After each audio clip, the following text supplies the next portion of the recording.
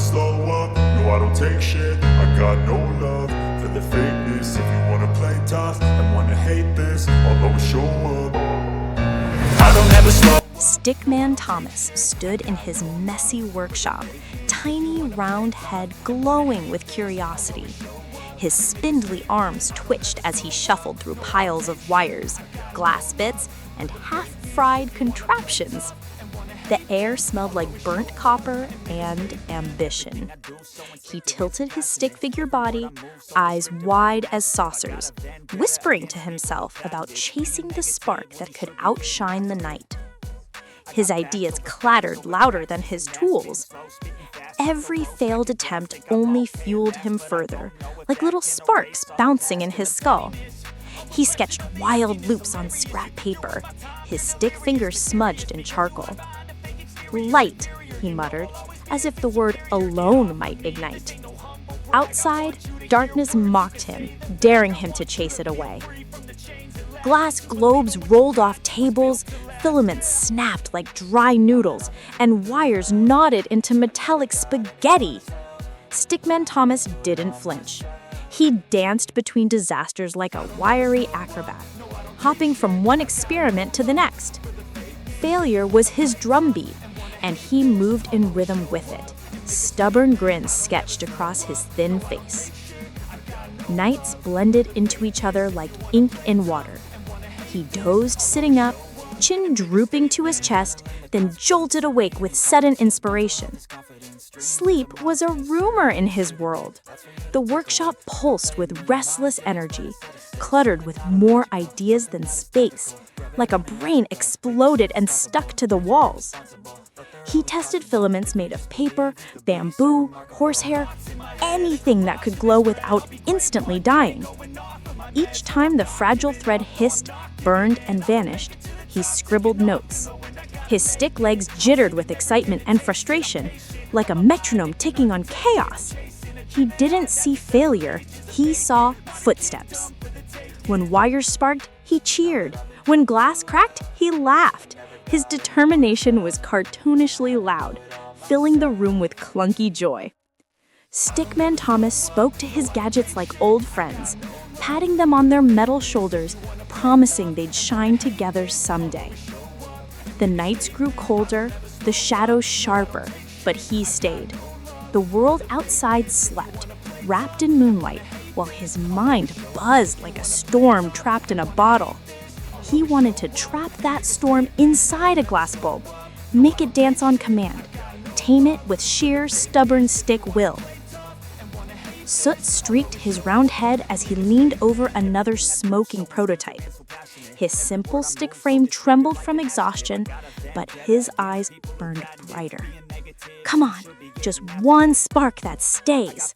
The words floated like magic spells cast on the air.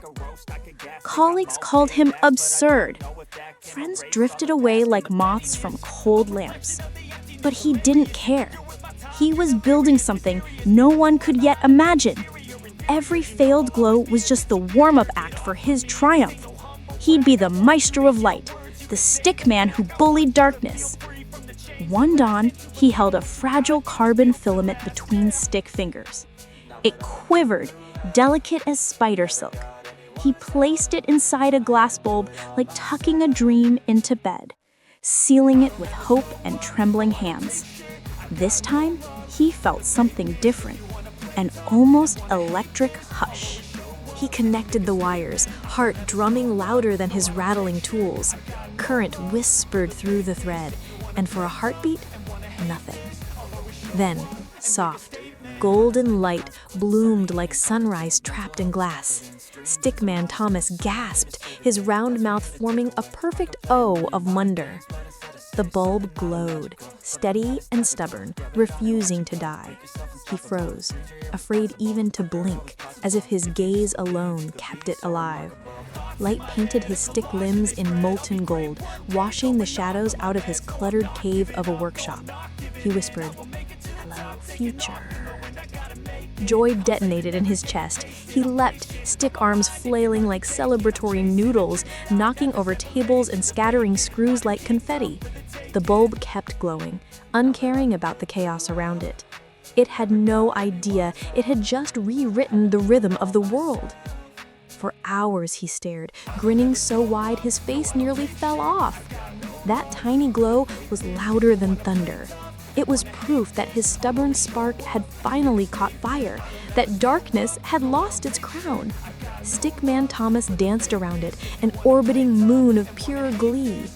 He scribbled frantically, documenting every detail: voltage, resistance, filament thickness. His stick handwriting darted like frantic ants. He feared the light might vanish if he stopped moving, so he kept buzzing, a wiry blur wrapped around brilliance. Word spread, slow at first, then roaring. Visitors crammed into his workshop, their jaws dropping as the small sun in glass burned on. They called him mad yesterday and genius today. Stickman Thomas shrugged, still humming with electricity inside. The bulb hummed softly, like it knew secrets. It lit his path not just through darkness, but through doubt. He saw future cities glowing like constellations, nights turned to day, dreams refusing to sleep. It was only one bulb, yet it was everything. He built more, each better, brighter, steadier. His workshop turned into a glowing forest of fragile suns. Wires wove between them like spider webs of lightning. Stickman Thomas glided through them with proud, delicate steps, guardian of captured starlight. Factory soon whirred, echoing his obsession on massive scales.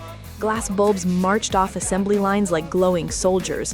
What was once his lonely spark became a wildfire of invention, spreading through the world faster than shadows could run. He watched streets fill with golden halos. Lamps replaced flickering candles, and the night shrank back, cornered and shrinking. Children pointed at the glowing orbs with eyes full of wonder, not fear.